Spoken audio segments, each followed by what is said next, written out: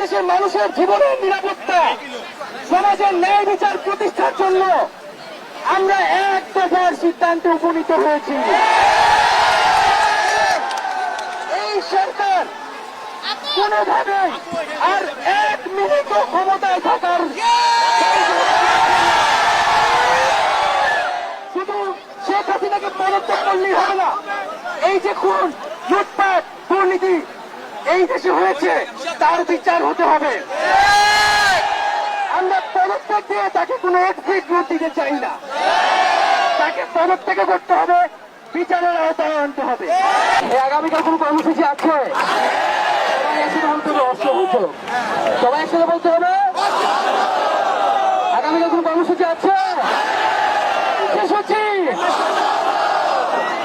সবাই এক দাবি, খুনি হাসিনার পদত্যাগ।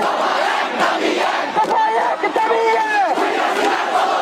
খুনি হাসিনার পদত্যাগ। খুনি হাসিনার